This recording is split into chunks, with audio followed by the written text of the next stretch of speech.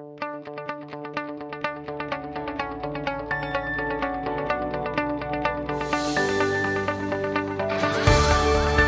are listening to LOA Recon with the Good Vibe coach Jeanette Ma, where we dissect the ins and outs and the art and science of conscious creation, all intended to amp up your manifesting game. Let's have some fun together.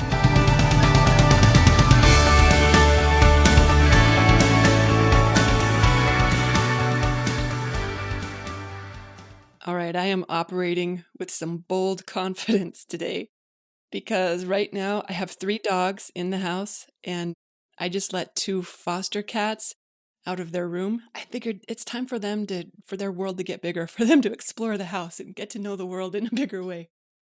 And when they run into the dogs, or when the dogs catch wind of them, that could be a little distracting, but we'll just intend it's still nice and peaceful and quiet for this recording because today I wanted to share the most common law of attraction myths.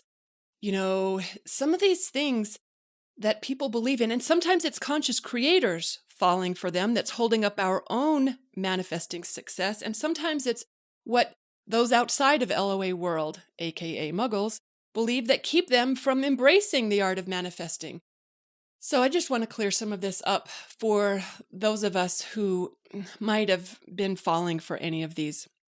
So these are the top 5 law of attraction myths. Actually, I had trouble narrowing it down to 5. I've got 6. So I'm going to sneak an extra one in at the end here.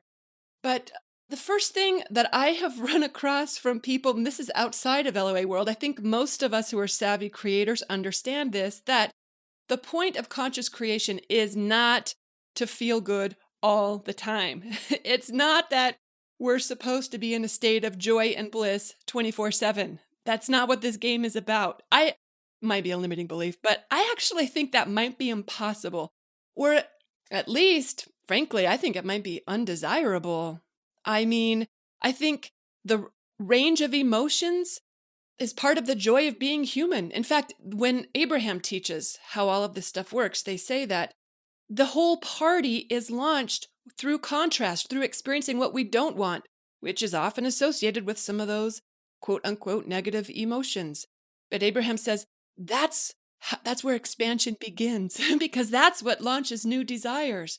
So it isn't that we're never supposed to have a bad day or a bad mood or think a negative thought. Do I sound like I have a little attitude? Yeah, that's not what this is about. Oh my gosh, if that's what it was required, hello, I don't know anyone who would actually be successful at this game.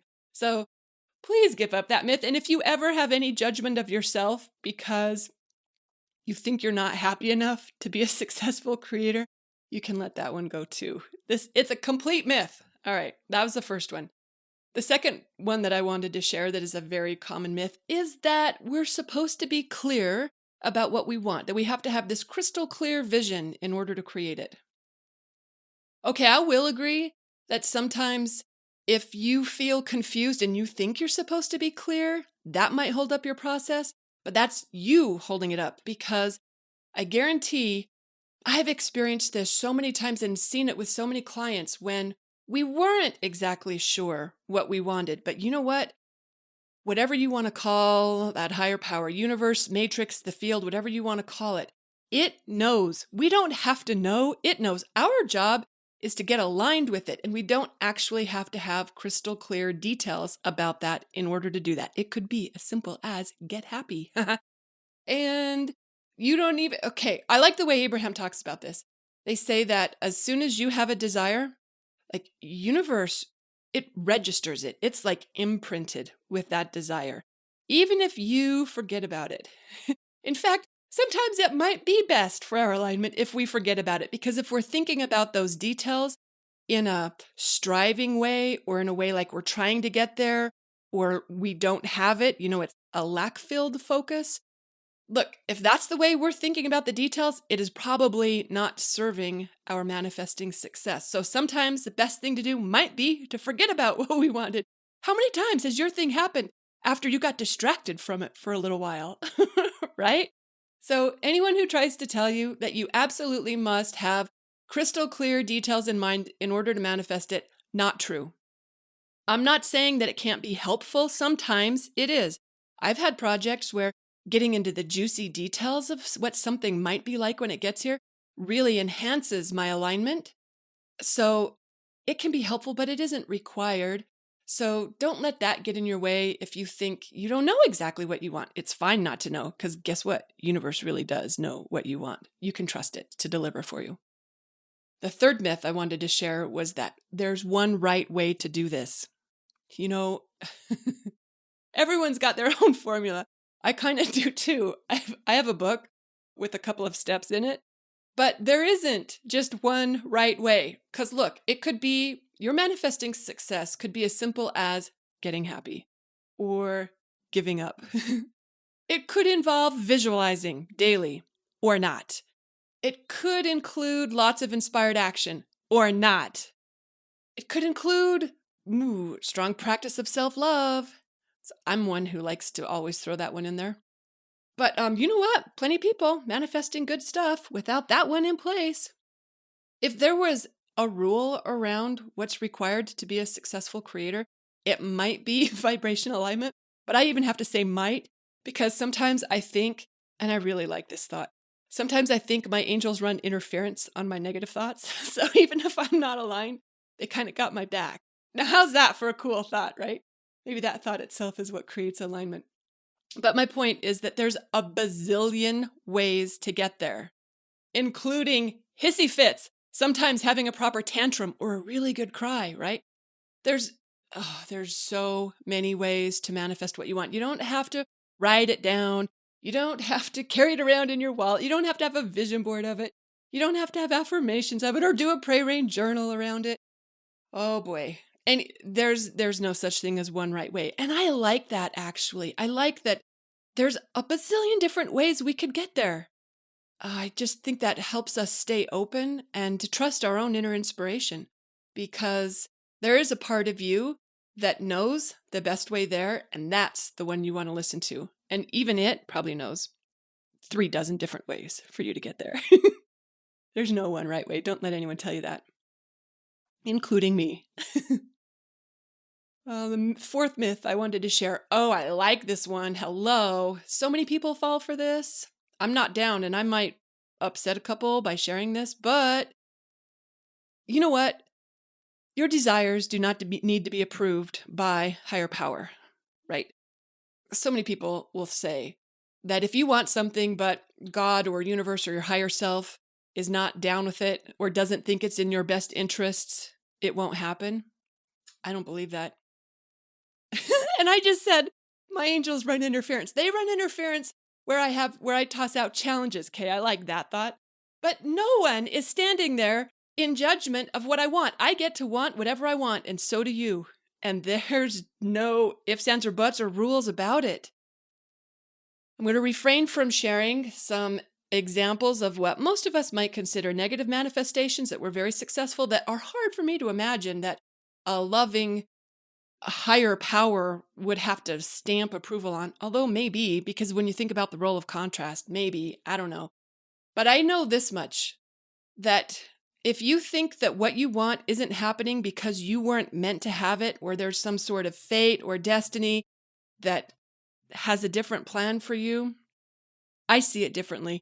You get to see it how you want to see it, but I will never agree with a client who says that they got to make sure God approves of their desire before they start manifesting it. I believe we are God. We get to want whatever we want. Okay, we're a part of God. Anything we say goes. I have strong feelings about that. Can you tell? Okay, the fifth myth I wanted to share was that, manifesting what you want will make you happy. I've fallen for this one so many times. I probably will again. I keep learning this one over and over and over again. No, that external stuff is not what, creating what we want isn't what makes us happy. We are what makes us happy or not. That's for us to choose. It's not something that anything or anyone else can be in charge of, including getting married, getting pregnant, getting the promotion, getting the big bank account, or the healthy body, or whatever it is you think you'll be happy when. Oh, I can hear my attitude again. I'm going to try and tone it down a little. You guys, And I say this with so much love and compassion because I have practiced this so many times. I'm the girl. Okay, I probably did this before I knew about law of attraction. Yeah, I definitely did this before I knew about law of attraction. I once upon a time thought that once I got rid of my debt and I quit my job, then I would be happy. Guess what? So I worked a job that I hated for 5 years while I paid off my mortgage. I was making triple house payments just to knock down that debt because when I asked myself, why do you make yourself go to this job you hate so much? The answer was, because I got bills. I need the money. So I was like, well, set it up so you don't need the money and then you'll be free. So for 5 years, I worked the job that I really didn't like anymore. I loved it for a lot of years, but not those last ones. And then one day I paid it off. I made the last house payment and I thought, oh, I thought like angels would be singing and the harps would be playing and I would be free and happy at last. Guess what I was? I was the same zombie that I had been practicing for 5 years of making myself work a job that I hated. That external stuff can't make us happy, you guys. It's on us. So if you think that you'll feel better when you successfully create this, that, or the other, I got news for you. It's a major myth. A lot of people falling for that one.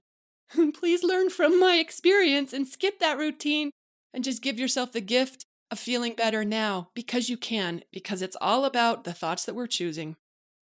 Okay, so that's 5 myths, but there's another one that I like this one. We hear all the time, I have said it myself, you can create whatever you want. It's a myth, you guys. We cannot create whatever we want. We can only create whatever we can vibrate. And that boils down to that we can only create what we believe, what we can learn to expect, what we can acclimate to, what we can become the vibrational frequency of. Okay? Because if you want something, that vibration of want isn't going to bring it. That vibration of want actually holds it at bay. So you can create whatever you are willing to learn the vibration of. And the good news is we can learn any vibration we choose to. It takes a little practice maybe, but that's a party it's a big party. There's a huge playground for us to master vibrations. So I really do believe anything is possible, but to say it as you can create whatever you want, well, wanting isn't what's going to get us there. So if all you can do is want it, probably going to need a new plan. Learning the vibration of it? Now we're talking. Those are the myths. There are others beyond these, but those were the first ones that came to mind that I wanted to share. I hope you enjoyed listening to this. If you've got some you want to share with me, pass them along and I'll include them in a future episode. Thanks for listening and happy manifesting, everyone.